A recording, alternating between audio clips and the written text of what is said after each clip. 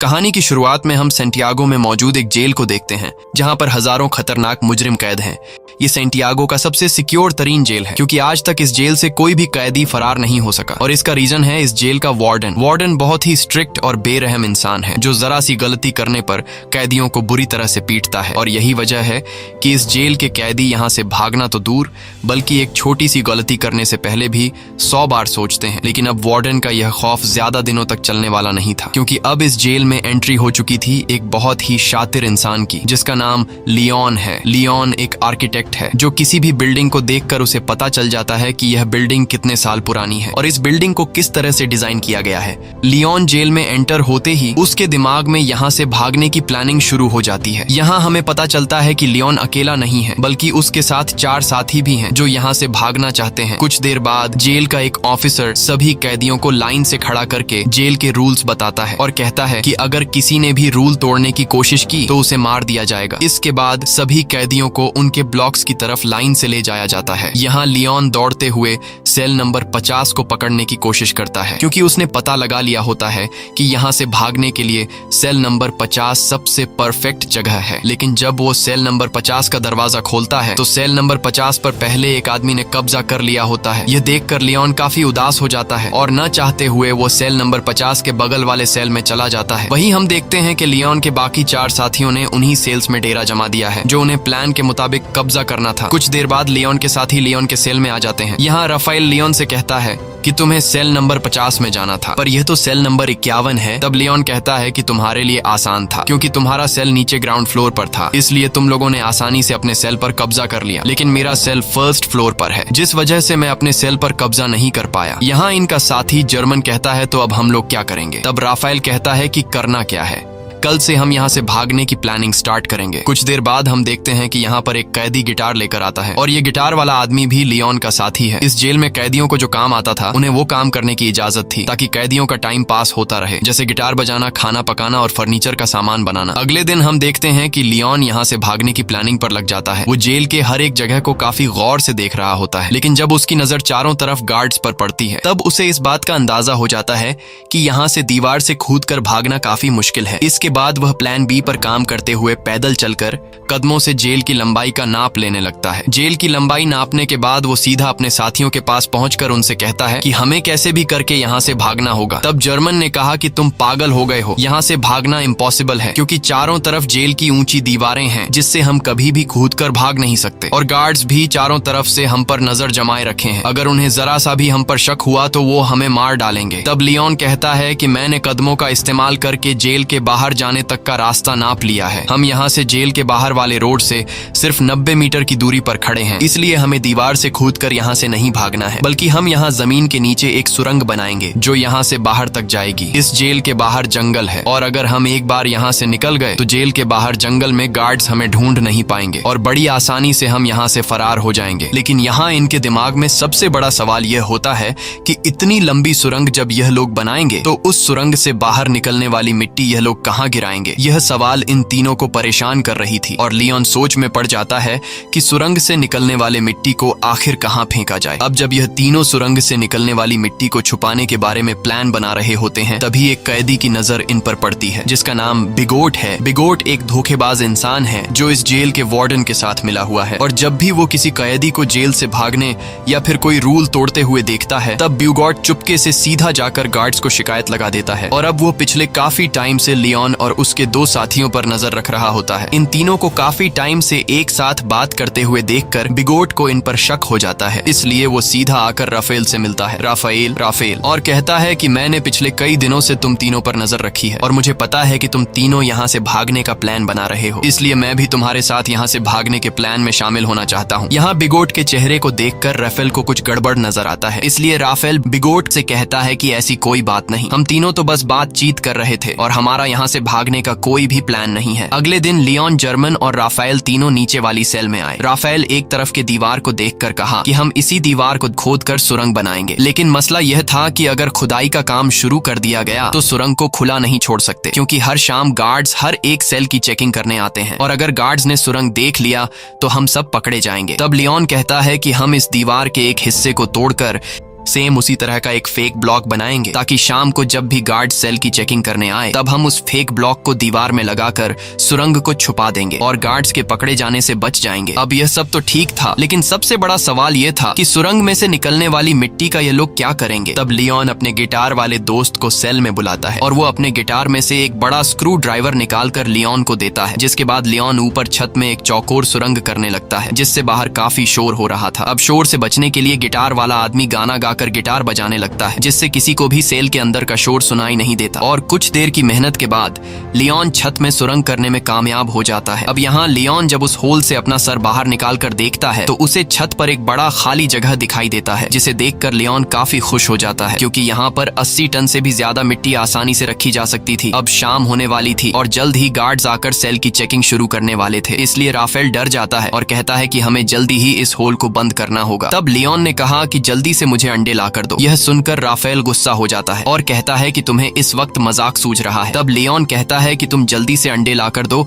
और फिर मेरा कमाल देखो। यह सुनकर राफेल अंडे लेने जाता है और लियोन जर्मन के साथ मिलकर छत के गिरे हुए मलबे को और तोड़ते हैं और उसका मिट्टी बना लेते हैं। कुछ देर बाद राफेल जल्दी से अंडे लेकर आ जाता है। तब लियोन उस मलबे से बनाई गई मिट्टी को एक बाल्टी में डाल देता है, साथ ही वो उस बाल्टी में चूना भी डालता है और फिर उसके अंदर अंडे मिक्स कर देता है। वही इनका साथी जो बाहर गिटार बजा रहा होता है वह अपने गिटार में एक अलग धुन बजाना शुरू कर देता है जो खतरे की एक वार्निंग होती है, यानी कि सिक्योरिटी गार्ड सेल्स की चेकिंग लेने के लिए आ रहे हैं। तब सेल के अंदर मौजूद लोग भी उस खतरे की घंटी को सुन लेते हैं और समझ जाते हैं कि गार्ड्स आ रहे हैं, इसलिए यह सभी लोग और भी जल्दी से काम करने लगते हैं और यह लोग उस मलबे को आटे की तरह गूंद कर उसका एक ब्लॉक बनाते हैं, जिसके बाद यह लोग उस ब्लॉक को ऊपर होल में फिट कर देते हैं और नीचे से उस जगह पर एक पोस्टर लगा देते हैं। कुछ देर बाद गार्ड्स उनके सेल के अंदर आ जाते हैं और वो गार्ड्स लियोन और उसके दोस्तों को उनकी सेल से बाहर निकालते हैं। गार्ड्स उनके सेल की अच्छी तरह से चेकिंग लेते हैं लेकिन अंदर उन्हें कुछ भी नहीं मिलता। तब एक गार्ड को ऊपर छत पर लगा वही पोस्टर दिखाई देता है, लेकिन जैसे ही गार्ड उस पोस्टर को उतारने वाला होता है तभी उसे बाहर से उसका ऑफिसर उसे बुला लेता है, जिसे सुनकर वह गार्ड उस पोस्टर को बिना निकाले ही चला जाता है और इस तरह से इन सब की जान बच जाती है। अब यहाँ इन लोगों को इस जेल में 34 दिन हो चुके थे और उन्हें जल्द ही इस जेल से निकलना था, इसलिए लियोन और जर्मन ऊपर छत पर चढ़कर लकड़ी का खोखला बॉक्स बनाते हैं और उस लकड़ी के बॉक्स में ये लोग सफेद सीमेंट भरकर छत पर रख देते हैं। कुछ दिन बाद उनका ब्लॉक तैयार हो जाता है। अब भारी थी सुरंग बनाने की, जिसके बाद ये लोग खुदाई के काम पर शुरू हो जाते हैं। ये लोग दीवार का सबसे नीचे का हिस्सा पहले से बने हुए उस ब्लॉक के अनुसार काटने लगते हैं, लेकिन खुदाई करते वक्त काफी शोर हो रहा था जिसकी आवाज कुछ गार्ड सुन लेते हैं और गार्ड उनके सेल की तरफ बढ़ने लगते हैं। पर गार्ड के पहुंचने से पहले ही उनके गिटार वाला साथी आकर उन्हें बता देता है कि कुछ गार्ड सेल की तरफ आ रहे हैं। ये सुनकर सभी लोग काफी डर जाते हैं क्योंकि उन्होंने दीवार का जो हिस्सा काटा था वह हिस्सा उनके बनाए हुए ब्लॉक से छोटा था, जिसमें वह ब्लॉक फिट नहीं हो सकता था। अब जब उन्हें कोई दूसरा रास्ता नजर नहीं आता तब ये लोग जल्दी से टूटी हुई दीवार के मलबे को इकट्ठा करते हैं और जिस जगह ये लोग सुरंग बना रहे थे वहां ये लोग काफी बारीकी से सामान रखकर उस जगह को छुपाते हैं और अपने अपने काम में लग जाते हैं ताकि गार्ड को उन पर शक न हो। कुछ देर बाद एक गार्ड उनके सेल के अंदर आता है और वह गार्ड इनके सेल के चारों तरफ नजर घुमाकर चेक करता है कि कहीं ये लोग यहाँ से भागने की प्लानिंग तो नहीं कर रहे, पर उसे कुछ भी गड़बड़ नहीं नजर आता, इसलिए वह गार्ड वहां से चला जाता है। गार्ड के जाते ही ये लोग रेडियो का आवाज तेज कर लेते हैं और फिर से खुदाई के काम पर लग जाते हैं। कई घंटों की मेहनत के बाद फाइनली ये लोग ब्लॉक के शेप का एक परफेक्ट हिस्सा काट लेते हैं और सफेद सीमेंट के उस ब्लॉक को वहां पर फिक्स कर देते हैं। अब यहाँ खुदाई से निकले हुए मलबे को ये लोग एक बैग में भर लेते हैं और उस बैग को ऊपर वाले सेल में ले जाते हैं जहां उन्होंने पहले से सेल की छत को तोड़कर होल बनाया था और उस होल को उन्होंने अंडे और मलबे को मिक्स करके एक छोटा सा ब्लॉक बनाकर छुपा दिया था। ये लोग उस ब्लॉक को निकाल कर उसके ऊपर जो खाली जगह होती है वहां पर ये लोग मिट्टी जमा करना शुरू कर देते हैं। छत पर मिट्टी रखने के बाद ये लोग छत वाले ब्लॉक को वापस लगाकर उसे व्हाइट सीमेंट से कवर कर देते हैं और उसे वापस से फोटो से ढक देते हैं। इसी तरह रोजाना वह गिटार वाला उनका साथी गिटार बजाकर लोगों का ध्यान भटकाता है, साथ ही वह पुलिस पर भी नजर रखता है और लियोन, राफेल और जर्मन नीचे वाली सेल में सुरंग को खोदते हैं और जो मिट्टी सुरंग से निकलती है ये लोग उस मिट्टी को अलग अलग बैग में निकाल कर अलग अलग तरीके से ऊपर वाली सेल की छत पर जमा करने लगते हैं। इस तरह से ये लोग पूरे दिन का एक रूटीन बना देते हैं और कई दिनों तक उनकी खुदाई का काम बड़ी चालाकी से चलता रहता है। लेकिन एक कैदी जिसका नाम ऑस्कर है उसे इन लोगों पर शक हो जाता है क्योंकि वह पिछले कई दिनों से इन लोगों को नोट कर रहा था। वह देखता है कि ये लोग हर रोज एक ही पैटर्न को फॉलो करते हुए नीचे के सेल से ऊपर वाले सेल पर जाते हैं। साथ ही ये लोग हमेशा हाथ में बैग या फिर बाल्टी लेकर ऊपर जाते हैं। ये सब देखकर ऑस्कर को उन पर शक हो जाता है, लेकिन वह किसी से भी कुछ नहीं कहता, बस चुपचाप उन पर नजर रखता है। अब यहाँ इन लोगों को इस जेल में 70 दिन बीत चुके थे और लियोन जब सुरंग को नापता है तो उससे पता चलता है कि 70 दिनों में हमने सिर्फ 5 मीटर सुरंग बनाई है। ये देखकर लियोन काफी मायूस हो जाता है और लियोन समझ जाता है कि हम 5 लोग इस सुरंग को इस तरह से कभी भी कंप्लीट नहीं कर पाएंगे। इसलिए वो अपने साथियों से कहता है कि हमें इस सुरंग को कंप्लीट करने के लिए और आदमियों की जरूरत पड़ेगी और अगर हम 5 लोग इसी रफ्तार से मिट्टी निकालते गए तो इस सुरंग को कंप्लीट करने में हमें 5 साल लग जाएंगे। इसलिए हमें सुरंग को और तेजी से खोदना होगा। वही उनका साथी जर्मन जब बैग में मिट्टी भरकर ऊपर ले जा रहा था तभी एक पुलिस वाला उसे रोक लेता है और जर्मन से पूछता है कि इस बैग में क्या है। तब जर्मन कहता है कि कुछ खास नहीं, बस मेरी जरूरत का कुछ सामान है। ये सुनकर वह पुलिस वाला जर्मन से कहता है कि अच्छा ठीक है, चलो अब बैग खोल कर दिखाओ। ये सुनकर जर्मन घबरा जाता है और जर्मन को लगता है कि आज हम सभी पकड़े जाएंगे। लेकिन जब जर्मन अपना बैग खोलता है तो उसमें कुछ सामान रखा गया था। दरअसल जर्मन ने पहले से बैग में मिट्टी नीचे छुपाई होती है और सामान ऊपर रख दिया होता है, लेकिन गार्ड को जर्मन पर शक होता है। इसलिए वह गार्ड जर्मन से कहता है कि मेरे पीछे चेकिंग रूम में आओ। तब जर्मन बड़ी चालाकी से नीचे बैठा अपने साथी लियोन के साथ उसी तरह का सेम एक दूसरा बैग बदलकर गार्ड के पीछे चेकिंग रूम में चला जाता है। चेकिंग रूम में जब वह गार्ड जर्मन के बैग को अच्छी तरह से चेक करता है तो उसके अंदर सामान के अलावा कुछ भी नहीं मिलता, जिसके बाद वह गार्ड जर्मन को जाने देता है। अब इन सभी कैदियों को जेल में 86 दिन बीत चुके थे और अब ये लोग और ज्यादा दिन यहाँ नहीं रहना चाहते थे। इसलिए लियोन और उसके साथी जल्दी से सुरंग के काम को बढ़ाने के लिए ऊपर वाले फ्लोर के कुछ कैदियों को अपने साथ मिला लेते हैं। यहाँ लियोन उन नए कैदियों को दीवार से ब्लॉक हटाकर सुरंग भी बताता है। ये देखकर वो कैदी फौरन इनके साथ मिलकर काम करने को मान जाते हैं क्योंकि वो सोचते हैं कि अगर 5 लोग मिलकर 7 मीटर लंबा सुरंग खोद सकते हैं तो हम सब एक साथ मिलकर जल्द ही इस सुरंग को पूरा कर लेंगे। और साथ ही इन नए आने वाले कैदियों में कुछ कैदी ऐसे भी थे जिन्हें फांसी होने वाली थी, इसलिए वो लोग तो पहले से यहाँ से भागने का चांस ढूंढ रहे थे। अब लियोन जब समझ जाता है कि सभी कैदी सुरंग के लिए तैयार हो चुके हैं तब लियोन उन्हें अपना प्लानिंग बताते हुए कहता है कि हम डेली 1 घंटे की शिफ्ट में काम करेंगे। 2 लोग खुदाई का काम करेंगे, 2 लोग मिट्टी ऊपर ले जाएंगे और 2 लोग गार्ड्स पर नजर रखेंगे। बाकी लोग जेल के नॉर्मल काम करेंगे ताकि किसी को हम पर शक न हो। और जो भी कैदी 2 घंटे सुरंग की खुदाई करने के बाद वापस बाहर निकलेगा उसे फौरन नहाकर अपने कपड़े भी धोने होंगे ताकि गार्ड्स को उसके कपड़ों पर मिट्टी के निशान नजर न आए। अब इन लोगों का काम काफी तेजी से चल रहा होता है और यह लोग रोजाना 100 किलो मिट्टी एक दिन में निकालने लगते हैं। अब यहाँ हमें पता चलता है कि लियोन ने ऊपर वाले फ्लोर के कैदियों को इसलिए चुना ताकि इन्हें बैग या फिर बाल्टी में ऊपर मिट्टी ले जानी नहीं पड़े और इस तरह से यह लोग गार्ड्स के नजरों में भी आ सकते थे। इसलिए यह लोग नीचे जिस सेल में खुदाई कर रहे थे उसी सेल के छत में एक होल कर देते हैं ताकि सीढ़ियों से मिट्टी ऊपर ले जाने के बजाय डायरेक्ट होल से ऊपर वाले सेल के कैदियों को मिट्टी पास कर दी जाए। इस तरह से उनके पकड़े जाने का रिस्क भी कम हो जाता है और काम की स्पीड भी काफी बढ़ जाती है। जब भी कोई कैदी सुरंग में खुदाई कर रहा होता है तब यह लोग रेडियो की आवाज बढ़ा देते और बाहर सभी कैदी गार्ड्स को ऐसा दिखाते कि जैसे सब कुछ नॉर्मल हो। और जब भी उन्हें गार्ड्स का कोई खतरा नजर आता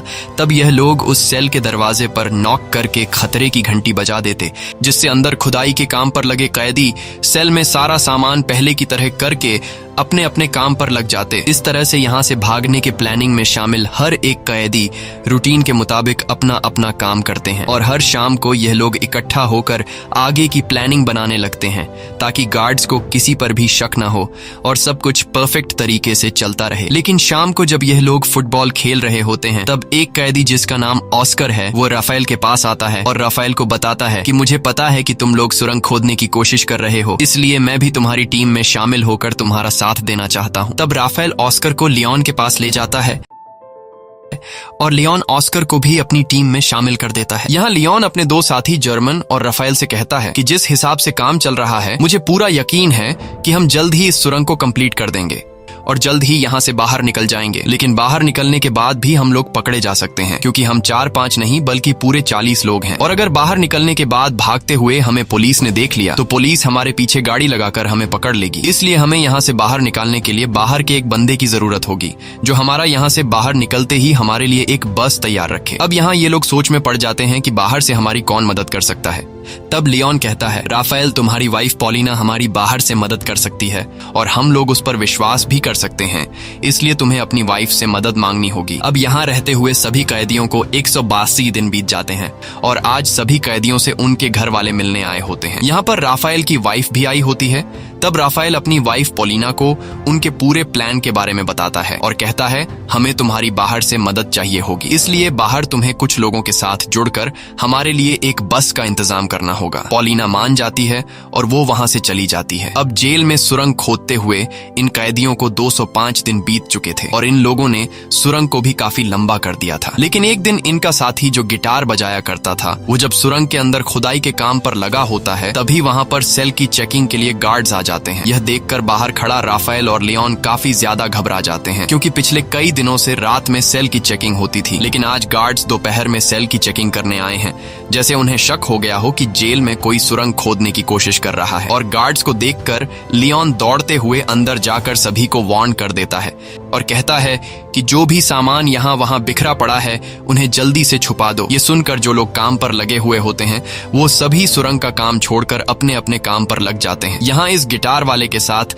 जो दूसरा साथी सुरंग में गया होता है वो भी बाहर आने लगता है, लेकिन गिटार वाला अंदर फंस जाता है, क्योंकि वो सुरंग के बिल्कुल एंड में काम कर रहा था। लेकिन जैसे तैसे करके वो भी बाहर निकलने की कोशिश करता है, पर वो जान चुका था कि मेरे निकलने से पहले गार्ड सुरंग तक पहुंच चुके होंगे। अब यहाँ सभी लोग डरे होते हैं और उन्हें लगता है कि आज हम सभी पकड़े जाएंगे। लेकिन यहाँ राफेल समझदारी से काम लेते हुए सभी कैदियों को इकट्ठा करके गार्ड्स के सामने आकर खड़ा हो जाता है और गार्ड्स को आगे बढ़ने से रोक देता है। ये देखकर पुलिस ऑफिसर को गुस्सा आ जाता है और पुलिस कैदियों पर हमला कर देती है। यहाँ कैदी भी पुलिस का मुकाबला करते हैं और पुलिस को रोकने की कोशिश करते हैं ताकि इनका साथी जो सुरंग में फंसा हुआ है वह बाहर आ सके। वहीं हम देखते हैं कि इनका वह गिटार वाला साथी अब सुरंग से बाहर आ चुका है। वह जल्दी से उस सीमेंट के ब्लॉक को सुरंग में फिट कर देता है और जब वह सेल का दरवाजा खोलकर देखता है तो बाहर कोई भी नहीं होता। दरअसल गार्ड्स पर हमला करने के जुर्म में सभी कैदियों के कपड़े निकालकर बाहर धूप में खड़ा कर दिया गया होता है। कुछ देर बाद वहां पर जेल का वार्डन आता है। वार्डन कहता है कि इन सभी को बिना कपड़ों के सूरज के ढलने तक यहीं पर खड़ा रखो और एक दिन के लिए इनका खाना बंद कर दो। दूसरी तरफ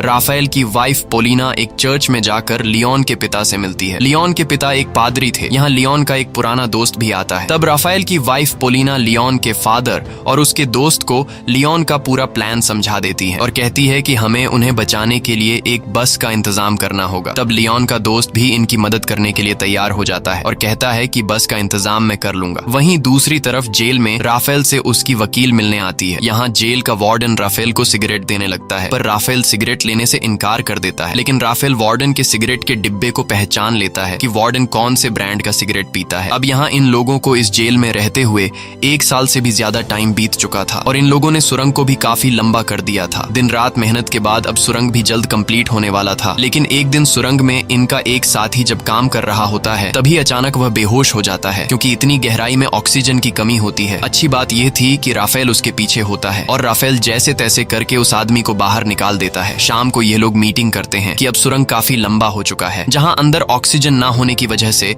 सांस लेने में तकलीफ होती है, इसलिए हमें कुछ करना होगा। यहाँ पर एक आदमी होता है जो जेल में काम करता है। उसके पास एक मशीन होती है जिससे ये लोग पंखा लगाकर सुरंग के एंड तक ऑक्सीजन पहुंचा सकते हैं। राफेल उस आदमी से कहता है कि अगर तुम हमें ये मोटर दोगे तो हम तुम्हें अपने साथ शामिल कर लेंगे। वह कैदी मान जाता है और फिर ये लोग उस मोटर में एक पंखा लगाकर प्लास्टिक के पाइप के जरिए सुरंग के एंड तक ऑक्सीजन पहुंचाने में कामयाब हो जाते हैं और अब सुरंग के एंड में काम करने वाले लोगों को सांस लेने में तकलीफ नहीं होती। इस तरह से इनका काम फिर से जारी हो जाता है। लेकिन अब जेल के वार्डन को कैदियों पर शक होने लगता है, इसलिए जेल का वार्डन अपने पास एक कैदी को बुलाता है जिसका नाम बिगोट है। वार्डन बिगोट को सिगरेट का पैकेट देता है और उससे कहता है कि मुझे जेल में कुछ न कुछ गड़बड़ नजर आ रहा है, इसलिए तुम्हें कैदियों पर नजर रखनी होगी कि वो क्या करने की कोशिश कर रहे हैं। और बीगोट मान जाता है। दरअसल बीगोट को अभी तक पता नहीं होता कि जेल में कैदी सुरंग खोदने की कोशिश कर रहे हैं। अब यहाँ इन लोगों को सुरंग खोदते हुए इस जेल में 514 दिन बीत जाते हैं और उन्होंने अब जेल के बाहर तक सुरंग खोद दी होती है। अब जहां तक उन्होंने सुरंग खोदी होती है